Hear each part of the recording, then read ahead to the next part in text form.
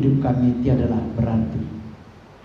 Tuhan, terima kasih, urapi kami semua sehingga kami boleh mengerti kebenaran firman-Mu.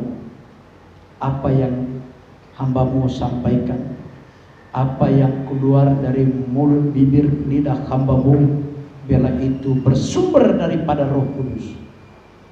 Dan teguhkanlah firman-Mu Tuhan dengan tanda-tanda mujizat yang menyertainya. Yang sakit disembuhkan, yang susah dihiburkan, yang berputus asa diberikan pengharapan, dan kami semua diberkati oleh Tuhan. Nama Tuhan adalah sumber dari segala sumber berkat dalam kehidupan kami, dan nama itulah yang memberkati bumi ini. Nama itulah yang memelihara bumi ini.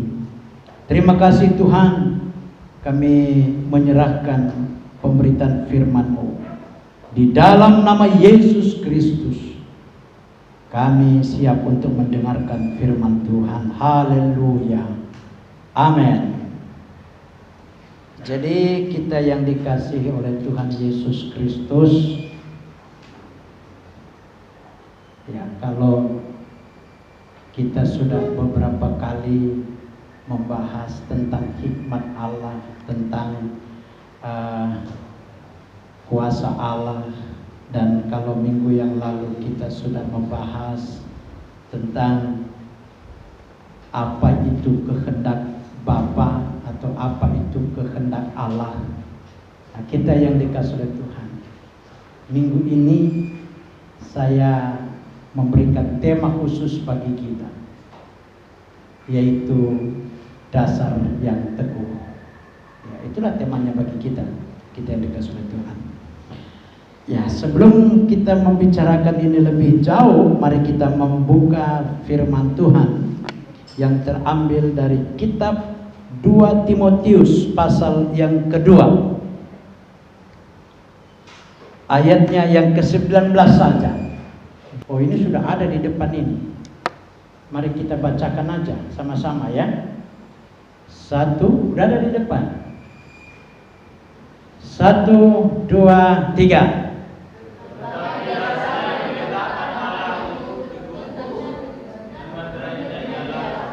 Tuhan mengenal siapa kepunyaannya, dan setiap orang yang menyebut nama Tuhan hendaklah meninggalkan kejahatan. Nah, kita yang dikasihi oleh Tuhan, dasar yang teguh. Ya, kalau boleh saya katakan, kata dasar yang teguh ini sama artinya pondasi yang teguh. Bayangkan aja kita yang dikasihi oleh Tuhan, kalau kita membangun satu rumah tanpa pondasi yang teguh, apa kira-kira yang terjadi bagi rumah ini? Rumah itu roboh. Kita yang dikasihi oleh Tuhan, tubuh kita ini dikatakan adalah bait suci Roh Kudus atau rumahnya Roh Kudus. Kalau kita tidak punya dasar yang teguh, tidak punya dasar yang kuat, apa jadinya? Ya, saya berikan gambarannya begini. Kalau ada satu rumah yang tidak kuat, tanpa pondasi yang kuat, kira-kira Bapak Ibu mau menempatinya enggak? Mau tinggal di situ enggak? Ya sama aja. Kalau kita ini adalah rumah bait Roh Kudus, kalau pondasi kita tidak kuat, dasar yang teguh kita tidak kuat, maka Roh Kudus pun tidak mungkin hidup di dalam kita. Tidak mungkin. Dia akan keluar juga. Ini rumah ini gak berguna ini katanya. Bait Roh Kudusnya ini tidak berguna ini. Kalau sudah jelas tidak berguna, tidak mungkin ditempati. Ya, tidak mungkin. Oleh karena itu, dasar yang teguh atau pondasi yang kuat. Nah, itu yang kita inginkan kalau kita membangun satu rumah. Itu juga yang diinginkan oleh Roh Kudus. Kita ini sebagai baitnya Roh Kudus. Ya, kita yang dikasih oleh Tuhan. Jadi dikatakan di dalam 2 Timotius 2:19 ini tadi, tetapi dasar yang diletakkan Allah itu, ya, teguh. Dan apa materainya?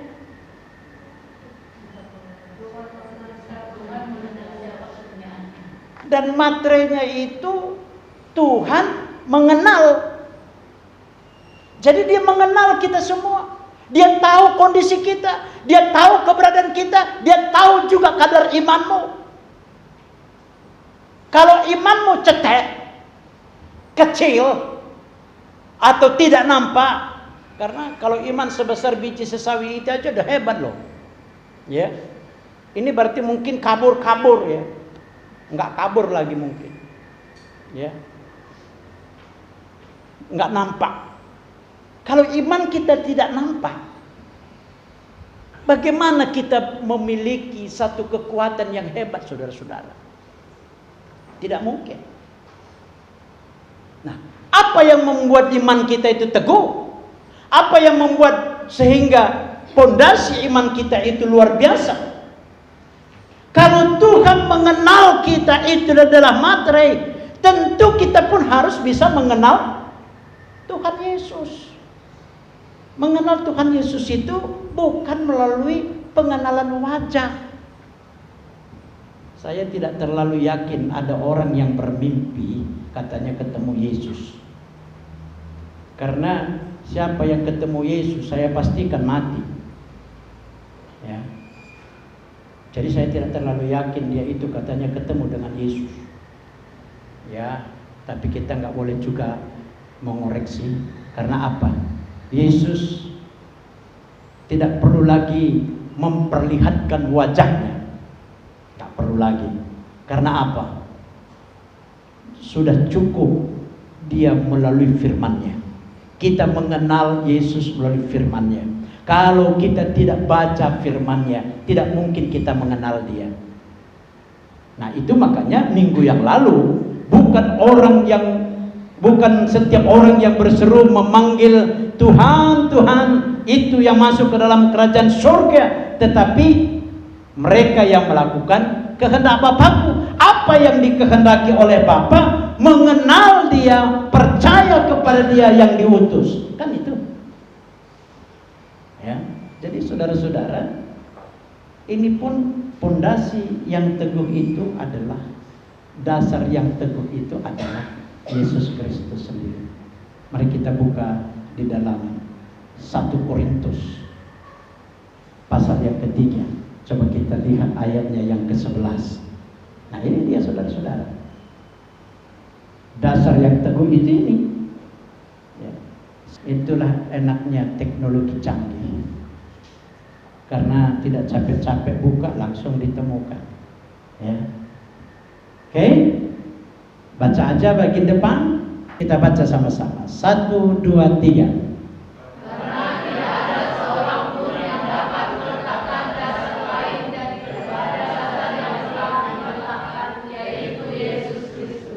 Jadi jelas dikatakan, karena tidak ada yang dapat meletakkan dasar lain, ya, daripada dasar yang diletakkan, yang telah diletakkan Yesus Kristus. Tidak ada. Jadi kalau Anda tidak berdasar di dalam Yesus, kalau Anda tidak mengenal Yesus secara pribadi, saya pastikan iman Anda tidak kuat, iman Anda pasti goyah, iman Anda pasti runtuh. Banyak orang yang meletakkan dasar imannya itu pada berhala. Ada yang meletakkan dasarnya itu percaya kepada dukun, tapi dia mengaku percaya kepada Yesus. Malah kita lagi yang diajarinya, dihotbahinya tentang perdukunan. Saudara-saudara, saya percaya Orang yang tidak meletakkan dasar yang teguh pada Yesus Kristus itu pasti binasa, pasti hancur. Hidup yang sekarang pasti hancur, dan hidup yang akan datang binasa. Tahu maksudnya ya? Hidup yang sekarang apa maksudnya? Hidup yang ada di dunia. Hidup yang masa datang? Hidup dalam kekekalan. Kalau binasa di mana tempatnya? Di neraka. Nah, kita yang dikasih oleh Tuhan. Jadi dasar yang teguh itu adalah Yesus Kristus. Tidak ada yang lain. Karena itu mari kenali Dia. Materinya adalah kita dikenal oleh Yesus Kristus dalam hidup kita. Itu materinya. Coba bayangkan. Waktu itu saya sudah bilang bahwa kekuatan hikmat itu ada dua. Yang pertama bagaikan seperti batu karang. Yang kedua kuat bagaikan materai, karena cinta itu bagaikan materai, mudah dikoyakkan, susah untuk dilupakan. Kan cinta begitu, ya kan? Kalau putus cinta kan biasanya orang tidak ada harapannya hidup. Nah, jadi mengenal Yesus sama dengan memiliki hikmat Allah yang kekuatannya itu bagaikan batu karang. Karena itu materainya dibilang tadi, Tuhan mengenal kita, Tuhan tahu pribadi kita, Tuhan tahu persoalan kita, Tuhan tahu pergumulan kita. Persoalannya, apakah engkau sudah kuat di dalam Yesus? Kalau kuat di dalam Yesus, saya pastikan tidak ada kekuatan setan, tidak ada kekuatan dunia yang dapat melumpuhkan hidupmu, yang dapat menghancurkan hidupmu. Tidak ada. Percayalah saya bilang. Karena Yesus Kristus itu adalah pondasi yang teguh, pondasi yang kuat. Nah, iman harus berfokus pada Yesus Kristus. Amin.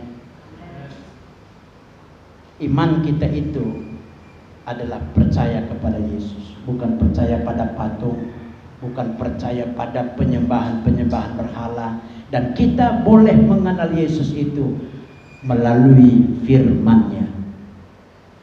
Karena itu orang yang jauh dari firman Tuhan, ya pasti gampang dikelabui, gampang goyah, ya, gampang jatuh dan sebagainya. Nah, saudara-saudara yang terkasih oleh Yesus, tapi iman itu, ya, pondasi sudah ada. Amin. Pondasinya siapa? Yesus Kristus. Tergantung Anda membangunnya di atas pondasi itu. Banyak orang yang membangun seperti yang dikatakan di dalam Alkitab ini. Ya, di dalam 1 Korintus pasal 3, kita lanjutkan ayat ini, ayat yang ke-12. Ada yang membangunnya di mana? Ini, mari kita baca dulu, kita selidiki satu-satu ini. Kita bacakan 1, 2, 3.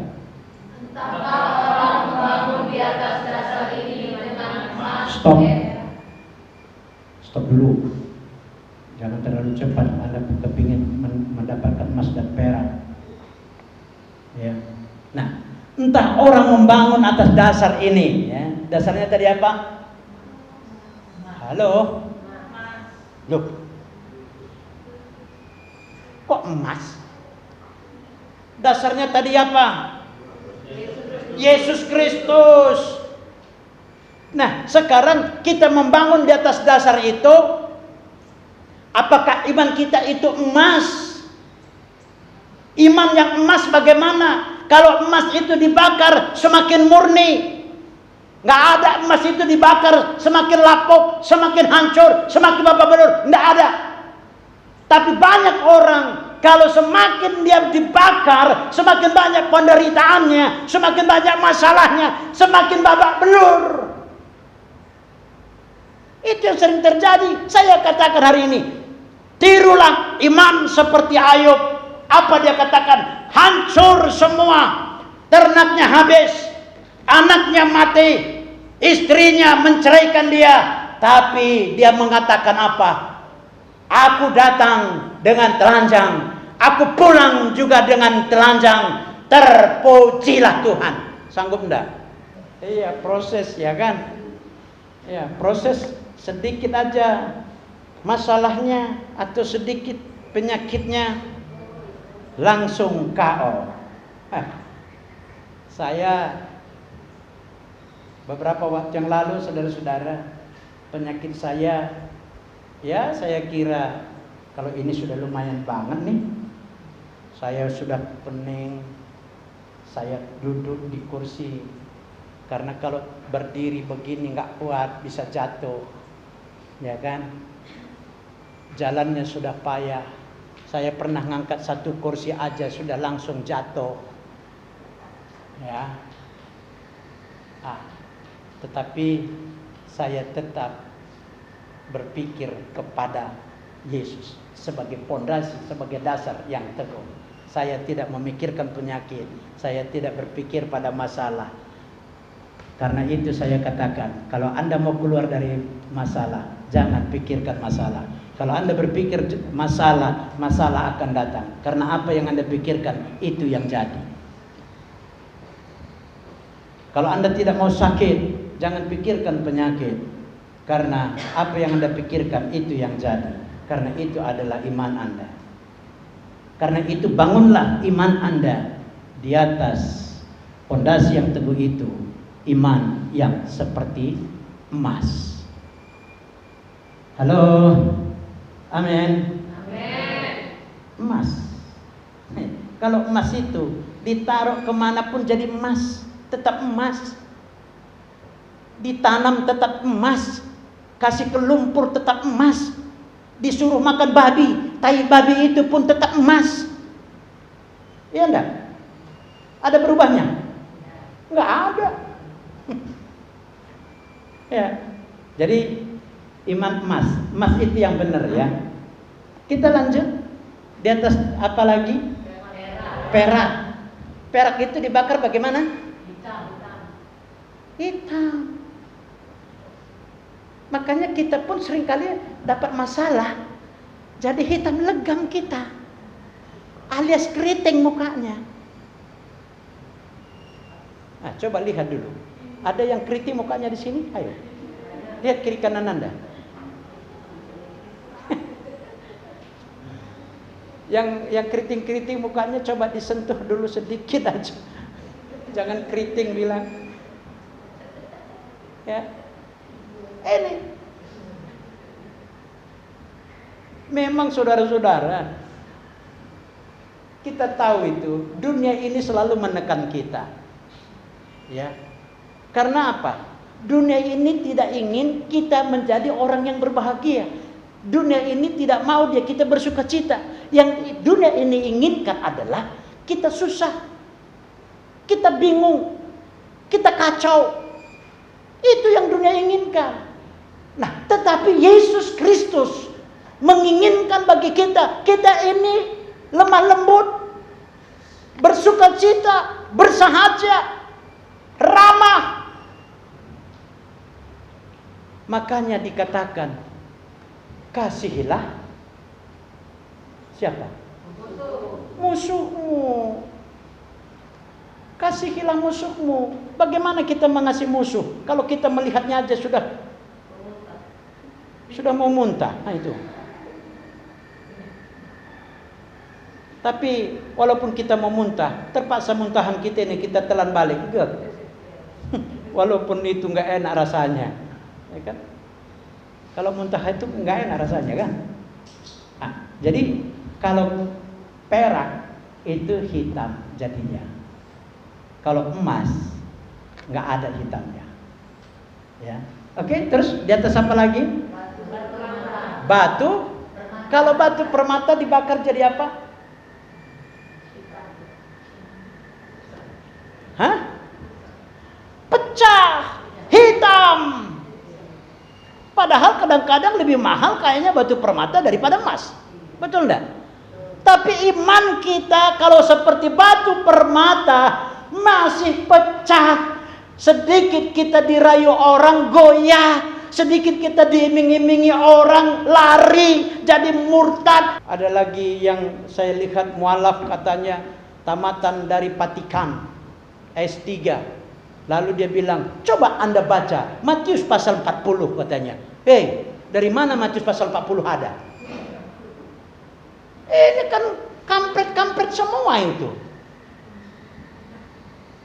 Dibohonginya umat Islam karena nggak tahu apa-apa, dia pikir Matius 40. Ini Matius saja ada cuma 28. Dari mana 40? Ngeri sekali ya. Tapi itulah saudara-saudara, penyesat-penyesat itu ya datang terus. Ya, penyesat. Karena itu kita mau lihat dulu. Jangan ibadah kita seperti ini, maksud saya. Kita lihat dulu sebentar dari Yesaya 29 ayat 13. Sudah? Kita baca dulu ya. Jangan ibadah kita seperti ini. Kalau seperti ini ibadah kita, ya pasti goyah. Karena tidak kuat, tidak teguh, ya. Kita mau dasar iman kita itu teguh. Ayo kita bacakan. Sudah dapat? Oke. 1, 2, 3.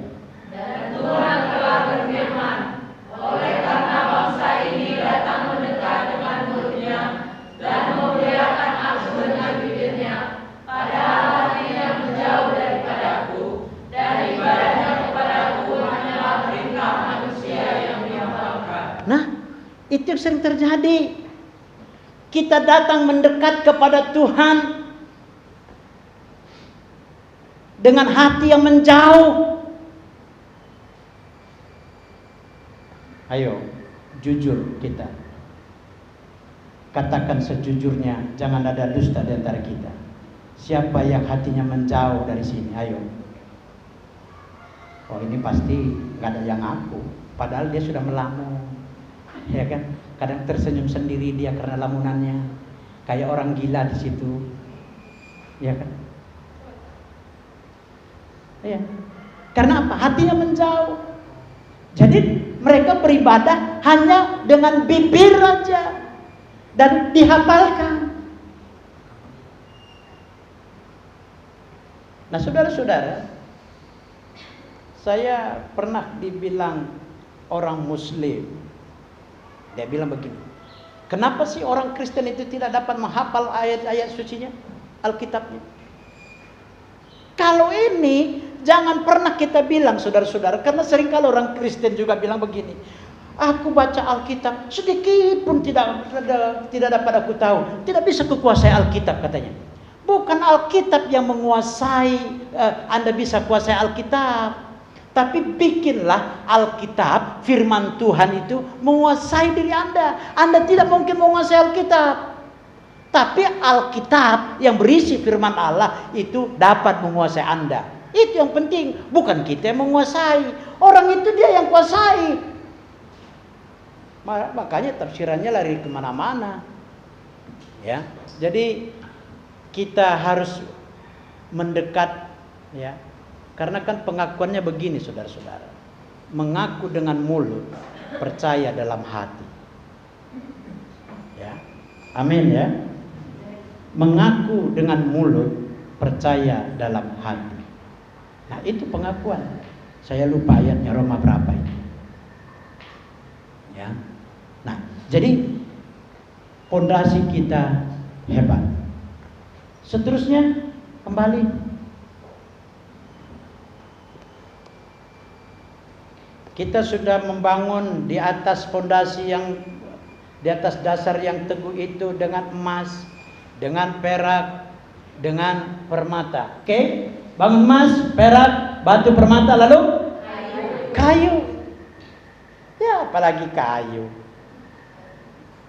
Kenapa saudara-saudara dikatakan diuji dengan api? Kenapa dibakar dengan api? Iman kita itu kelak diujinya dengan api, ya, dengan api loh. Kenapa dengan api? Nanti kita lihat. Apa itu api? Ya, dengan api. Kalau kayu Gampang terbakar enggak? Ya udah, nggak ada artinya. Kayu dibakar jadi apa? Jadi abu. Perak jadi hitam. Permata pecah.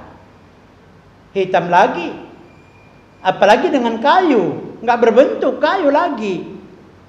Iya kan? Ah, apalagi dengan jerami, rumput kering. Itu lebih parah lagi. Nah, kita yang dikasihi Tuhan, satu saat nanti iman kita ini semuanya diuji dengan api. Makanya iman saudara kalau tidak diletakkan dengan dasar yang teguh, yaitu di atas Yesus Kristus, firman Allah yang hidup, Anda akan mengalami kerugian yang besar. Coba kita lihat ayat berikutnya, ayat 13. Oke. Mari kita baca sama ya. 1, 2, 3.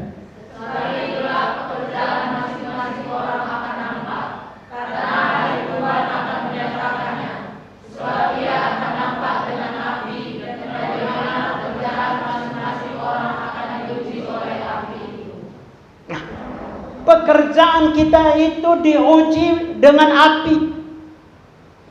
Kenapa dikatakan pekerjaan kita? Sikap tindakan kita itu adalah pekerjaan. Pekerjaan, sikap tindakan kita, apakah kita bersikap lemah lembut, menyatakan buah roh. Dan semua satu saat nanti, kelak nanti, kita semua diuji dengan api, saudara-saudara. Tadi sudah jelas dikatakan. Emas kalau diuji dengan api berubah enggak? Tidak. Kalau perak hitam, permata pecah hancur, babak belur, apalagi kayu tidak berwujud. Ya kan? Apalagi rumput kering, jerami, ya, ditiupkan angin selesai. Nah, nanti kita akan diuji dengan api, saudara-saudara. Nah, kenapa dengan api? Ya. Nah, jadi semua diuji dengan api ya. Kalau di dalam Yesaya 48 itu ayat yang ke-10.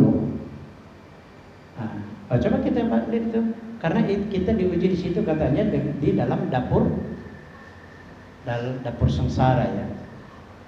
Yesaya 48 ayat 10. Sudah dapat? Kita bacakan ya, sama-sama. 1, 2, 3.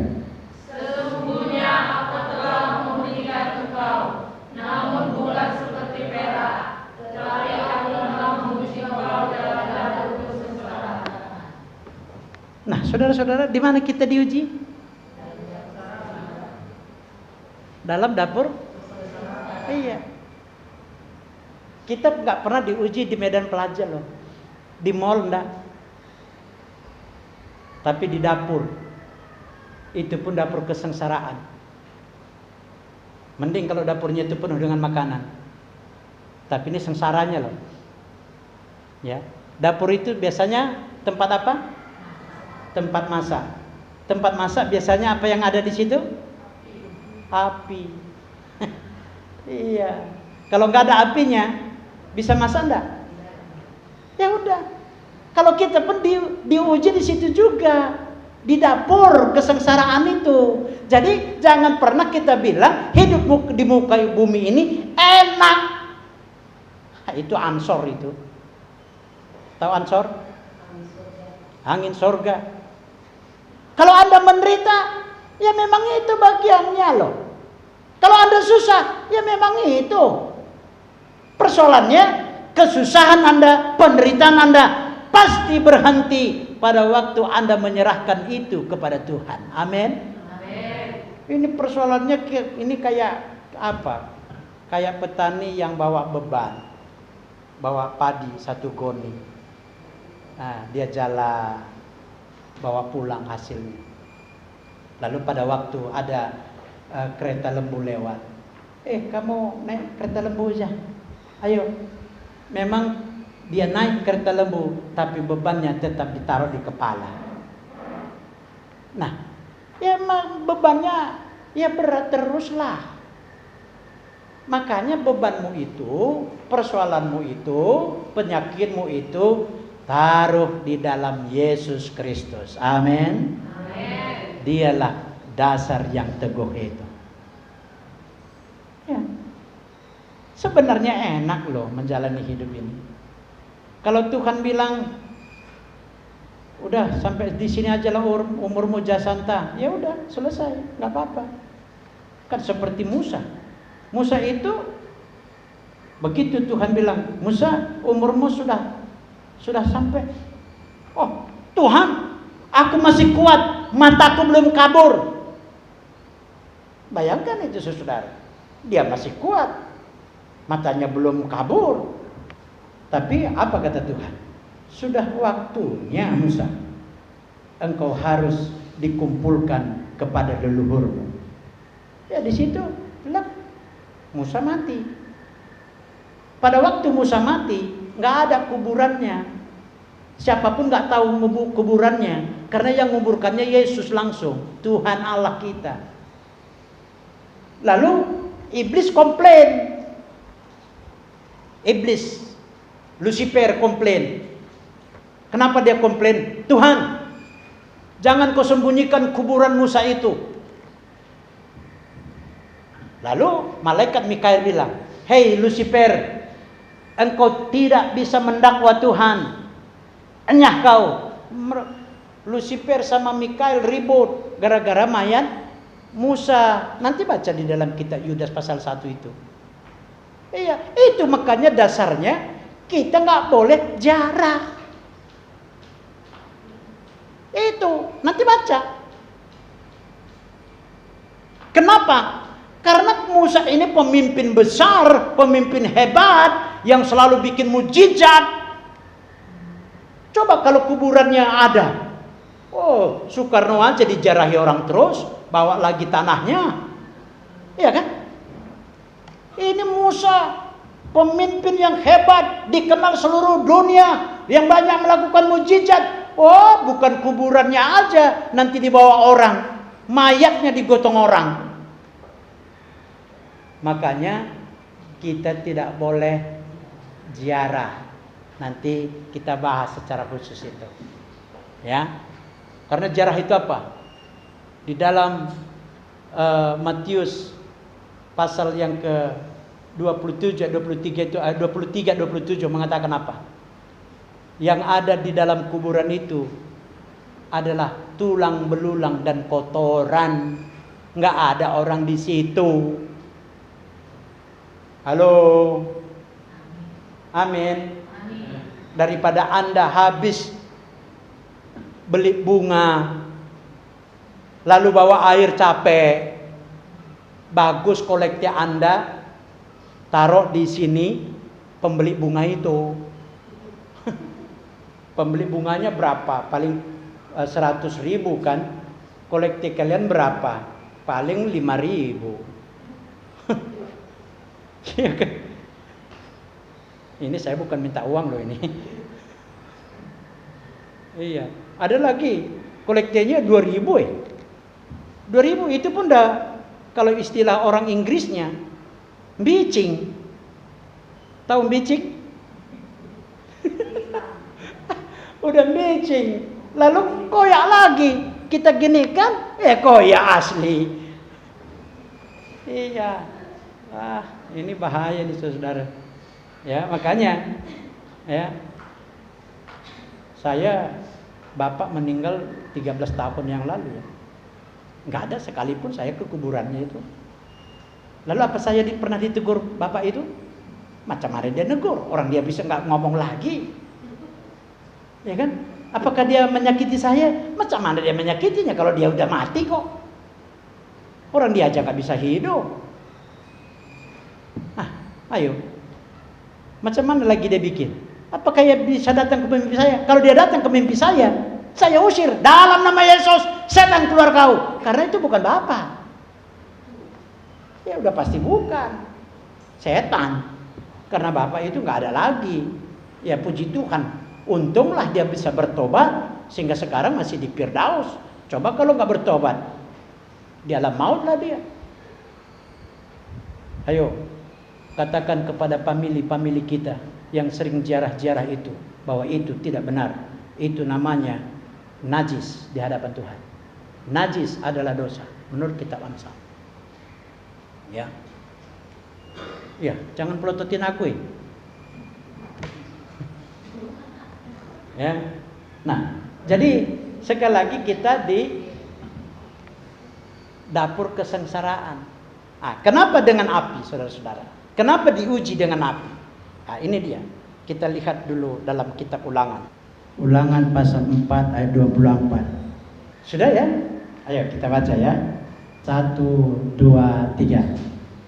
Sebab Tuhan Allahmu adalah api yang menghanguskan, Allah yang cemburu. Tuh, saudara-saudara. Sebab Tuhan Allahmu adalah api yang menghanguskan. Jadi kalau emas kita bakar tetap tidak hangus, makin murni. Perak kita bakar hitam. Permata kita bakar hancur. Ya. Apalagi kalau kayu nggak berbentuk. Apalagi kalau jerami habis lenyap. Nah, tergantung iman Anda di mana. Kalau Anda di dalam hidup Anda itu penuh dengan kekhawatiran, jangan-jangan Anda adalah jerami. Penuh dengan ketakutan adalah jerami. Penuh dengan keraguan adalah jerami. Makanya itu Yesus Kristus itu adalah dasar yang teguh. Amin. Ya, saya bikin referensi saudara-saudara. Ada buku judulnya Dasar yang Teguh. Buku itu dulunya karangan John Wesley, pendiri gereja Metodis. Kalau Anda mau, belilah buku itu. Harganya tidak mahal. Ya, paling-paling banter 50-an lah atau 70. Tapi buku itu luar biasa.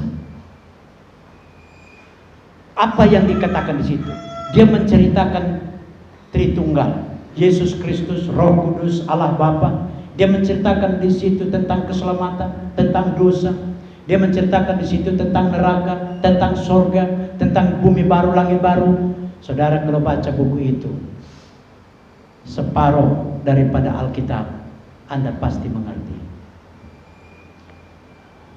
Nah, jadi kita yang dikasih oleh Tuhan, satu saat kelak iman kita itu diuji dengan api. Bangunlah iman Anda di atas dasar yang teguh, yaitu iman emas. Iman yang murni, yang dimurnikan, yang dikuduskan.